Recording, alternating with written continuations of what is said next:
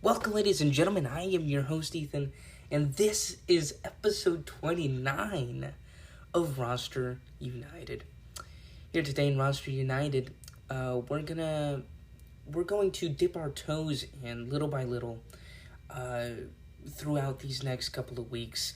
As you know, I haven't. It's been a while since my last episode, but I think now is a good time to get back. Some things been happening, but overall, I've had time to squeeze in some episodes here and there. So today's episode is actually going to be really simple. Well, kinda. That all depends on your questions. You see, Board Game Geek, as you all know and love, is the number one board game website place where everyone can ask questions about any game, rate them, review them, anything. Literally anything you want to do with the board game, you can do it in this website. And it's very fun. There's a huge community. It's really great. It's really great. So today I was wondering, well, why don't we go into some of these forums, that's what they're called, and answer some of these questions that some people have, answer some of the stuff, and, obviously give you my opinion on some other things, and so on, so forth. So let us continue with the first forum, and look at this, we're going to start off with a banger. The latest forum is called Any Point in Getting Marvel United This Late? Well, no, it's not. I mean, I guess it is, kind of. There's been a lot. If somebody wanted to get into the game, obviously it's not too late. The core box, which we'll talk about later, has a lot. But everything else is, you've missed 2 Kickstarters now. You've missed the first original Marvel United, which came out, I think, in 2020 or 2021. And then this latest Kickstarter, Marvel X-Men United. So you've missed 2 big Kickstarters, tons of characters. And you've kind of missed a whole lot of that. I would say if you wanted to really, truly get in this game, you should have done it. You should have kickstarted the latest one. But obviously, not everybody knows about Marvel United. Not everybody knows about this game. So, is it too late? In some ways, yes. In other ways, no. You still have the core box. As you know, there's 3 villains in the core box, as well as 7 heroes with an exclusive Venom character. So, overall, you have lots of replayability, lots of intel that you can do. Obviously, that's how I started, and that's how I fell in love with the game, was thanks to the core box. Then after that, I started adding the expansions, and that's when I truly went inside deep and played 200 plus games. Yes, I got a little crazy with Marvel United. I will say that.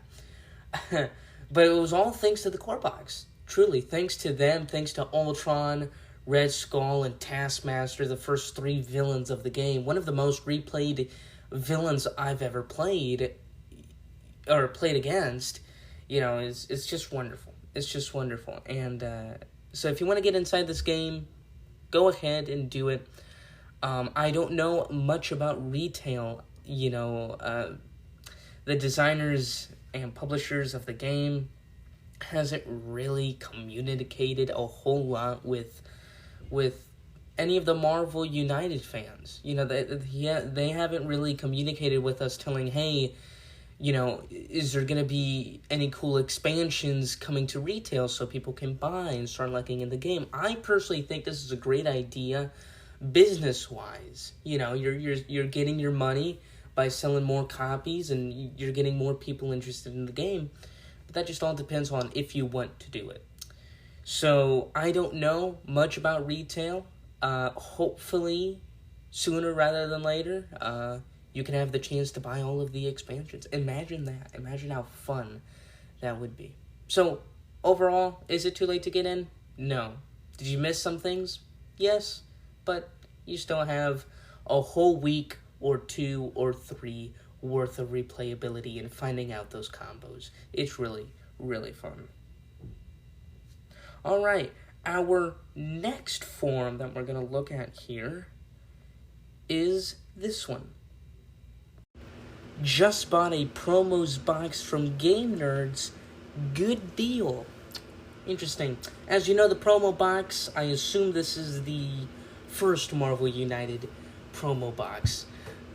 There is like 32 characters and like 14 to 20 villains. There is a lot of content. Honestly, the promo boxes on both Kickstarters are the most valuable boxes of all time. So if you get any good deal, it's a good deal. it's definitely worth it. So here's the link to the purchase. So this guy bought it from Game Nerds, and it says here that he got it for $89.97. They were out of stock. He says that there were only 3 left in stock, and he luckily got one. $89, $90. Now, what do you think? What do I think, personally? Well, the actual Kickstarter for Marvel United was a lot more than $90. So was the Marvel X-Men United. That was way more than $90.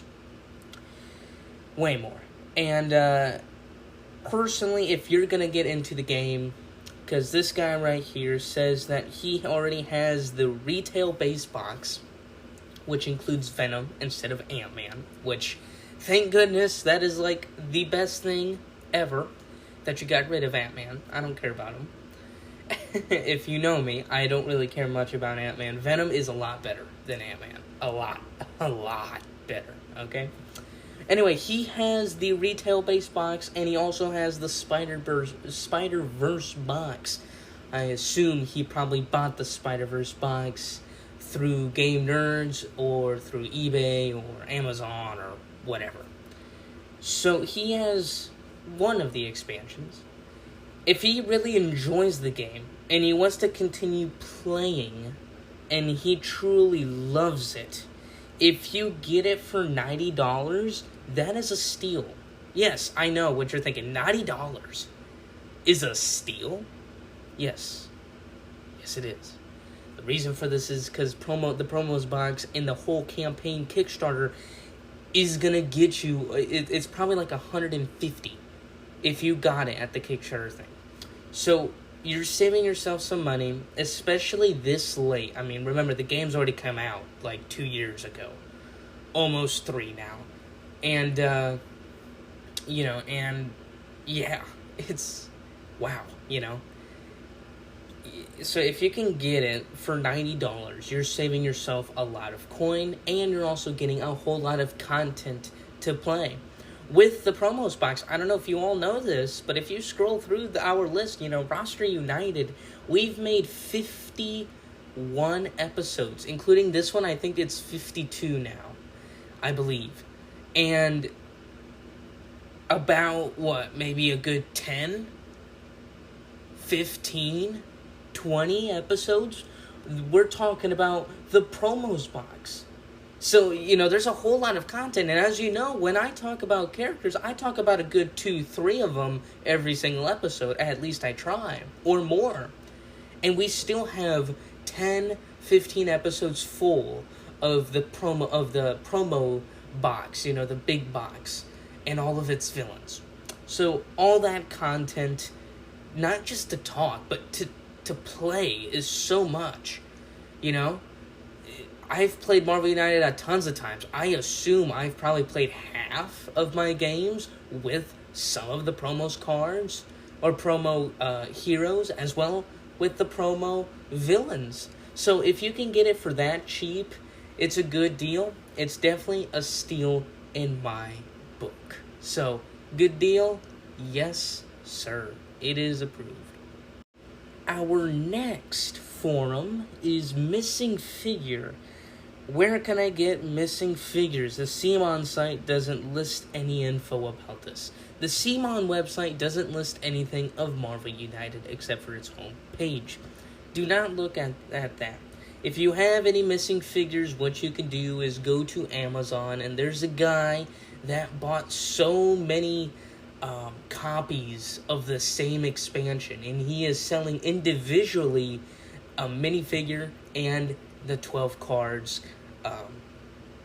that the figure comes with. For example, Spider-Man, he's selling that for a good $15, and you get, or $15 or $5 or whatever, and you get Spider-Man, his figure, and his 12 cards. He's also selling the villains separately as well. So if you ever need something, if you need an extra card, if some of the cards got wet, destroyed, they got burnt on fire somehow, I don't know how, but if somehow that happened, you can always go to Amazon and search individually the figures there.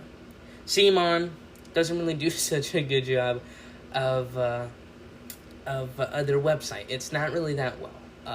I've taken some website classes, believe it or not. Yeah, I know, I took in some, and it's not good. Let's just put it like that. It's not good. There's not a whole lot of information there. They need to do a little better job. But if you need to figure out some missing figures, someone ran away like Woody did at the end of Toy Story 4, that happens, I guess. You need to replace those figures. You can always go on Amazon and fix the little missing problem. Because that can be very bothersome. Hey, I got Marvel United. Oh, wait. My figures are missing. My cards are missing. I paid to get absolutely nothing on my box. Yeah, that can be a real pain. So, just do what I told you guys to do. Cool heads up, because actually I stumbled across that going through Amazon, just checking out stuff. And I fell through that, and there's a guy that sells, like, everything of Marvel United. So if you ever need him, he's always available. And, you can always buy and all that stuff. Anyway, let's continue. Look at this. Saw that in FAQ, and I can't understand it. Well, here I am to help you. Maybe.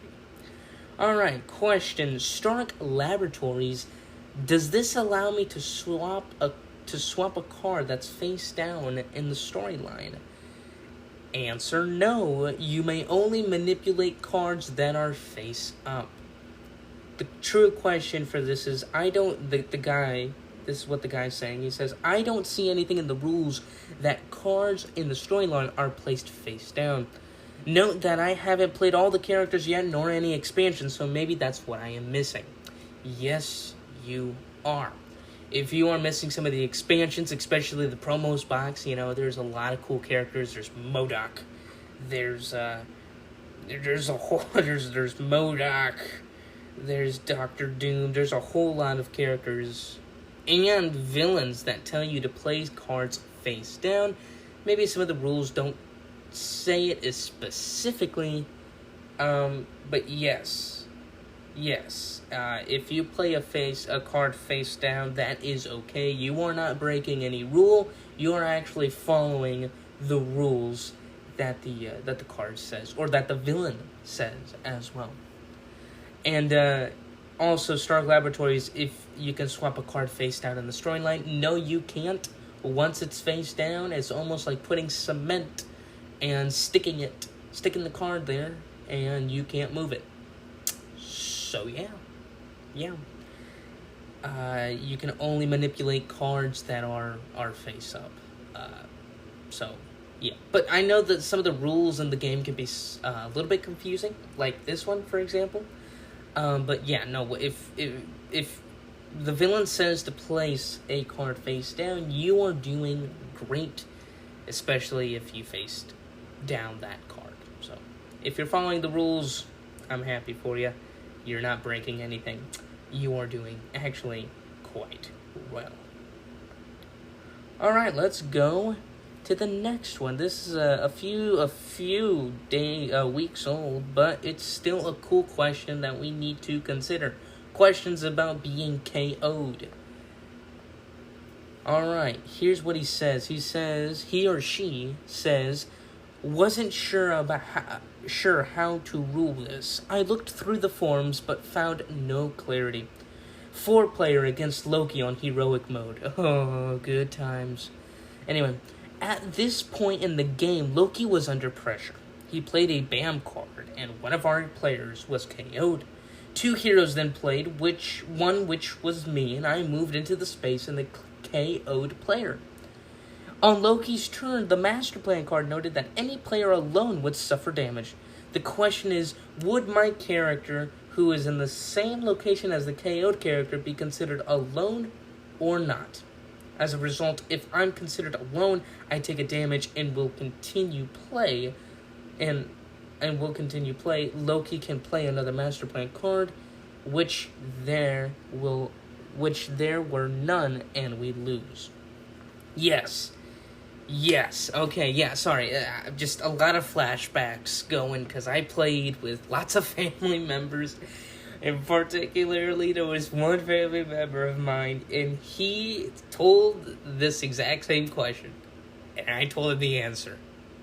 And we basically had a big fight for a few hours, looking through forums at Board Game Geek like I am now, like this person was doing, like a year ago. It's very funny, actually, that now that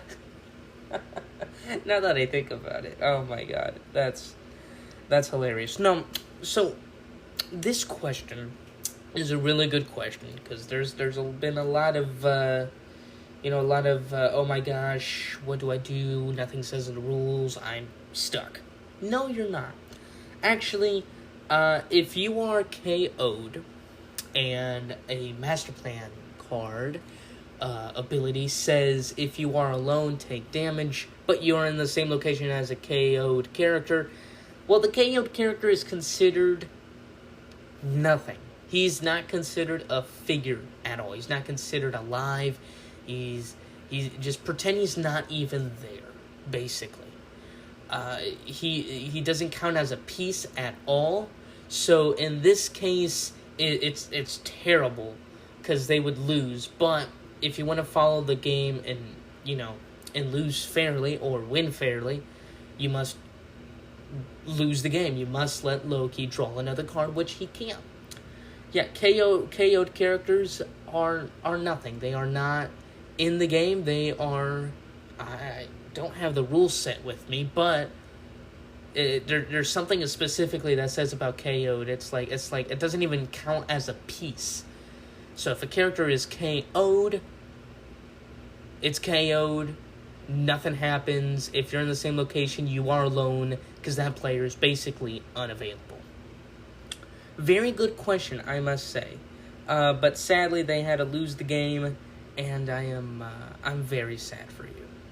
So let's go in and dive in a few more forums and show you a few of my opinions. Let's start. We have this next one. Marvel X-Men United compared to Marvel United. Obviously, a rivalry since it first came. Alright, so basically, there's this person that made another forum called X-Men United compared to Marvel United. The person says, and quote, besides the obvious theme, there are significant gameplay changes in Marvel United X-Men. And reading comments that say X-Men fixed a lot of gameplay issues from the first Marvel United, I'm trying to understand what those issues were. Well, basically, end quote.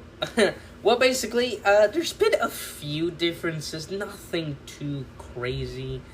Now basically there is the clarity of purple characters, anti-heroes, which you could use both the actual cards and the villain cards. That's really helped some of the gameplay issues as well. It's been really fun. Another thing that most people are saying are the new superhero and supervillain mode, some of the differences. Yes, that is one of the big differences right there. Supervillain mode and superhero mode, where someone can be the villain and play up to 5 players now in Marvel United. Very fun. and I truly love it. I enjoy it, and I think it's really something awesome. And obviously, we also have Blue Team Gold Team, one of my favorite expansions in the game. Not because of the heroes, which is odd to say, right? Because as you know, I do like the heroes, and I kind of rate every box due to its heroes. But this one, it's due to its awesome team versus team mode. Very fun mode. That is something new. Deadpool breaking the fourth wall in his cards. That is something new. Some of the gameplay, it's a lot clearer when you read some of its special abilities. Nothing really different or distinct. Just obviously new things, and some clarities in the rules and in lots of the cards. And yeah, but there's a whole lot of differentials in obviously the heroes and the villains and all the different cool modes and abilities and all kinds of stuff. That's really the difference. But fixing gameplay issues, there's not really a lot of fix on Marvel United. Personally, for me, and I've played tons of games, great games. I think Marvel United is a perfect game just like how it is. It's very fun. Replayability is really great. X-Men United adds on to that. And, in a cooler way where it doesn't feel like the same old stuff all over again. So, Marvel United, X-Men is very different from Marvel United. Not a whole lot of different issues, though, gameplay-wise. Alright, finally, one more thing. The pledge has not been shipped so far. Well, it's because of all of the craziness we've seen lately. All the craziness of shipping and stuff, it's all gone through the roof, basically. Not like through the roof sales, money's going through the roof. No, through the roof, meaning it's crashing. I know there's another cooler way of saying it, but it's not going well for the shipping companies. Shipping stuff, especially from one country to another, is really hard. As you know, the pandemic has killed off a whole lot of stuff. Productions were being made, but now they were paused. Shipping was an essential piece, obviously, in the world, and now that stopped for a couple of months, and just now it's getting back to its feet. After 3 years, it's just getting back to its feet. And, we still have some issues, like, for example, Marvel United not being shipped to some places, if that's in Canada, Mexico, United States, or England, or, all the other countries, and continents. But that's due to the fact that there's just lots of backed up stuff, and things are people are trying to get back to where they were a couple of years ago. So we have to be patient for that. But, overall, some good stuff. Alright, ladies and gentlemen, we just went through a few forums today. There are hundreds, though, and they need answers. So, I would like to continue this. Not next episode, but I would like to continue doing this, doing some more forums and stuff, because the community, the Marvel United people and fans, they all have opinions, they all have questions, and I suppose there's a lot that are missing some figures in their games. But you know what? At the end of the day, I know the game as much as maybe those who are listening, and I would like to help and answer those questions, give you opinions and things like that. That's my favorite thing to do, is give opinions to people, especially about Marvel and X-Men United. It's phenomenal. Anyway, ladies and gentlemen, we'll end it here today, right now. I hope you have a fantastic day. Sorry about the few months not getting in a new episode. I know this isn't probably an episode you were looking forward to, but hopefully it was entertaining. Hopefully you are thinking towards the end here of some of your opinions as well. Anyway, ladies and gentlemen, hope you have a fantastic day, and we'll see you all next time. I am Ethan Mullet, and this is Roster United.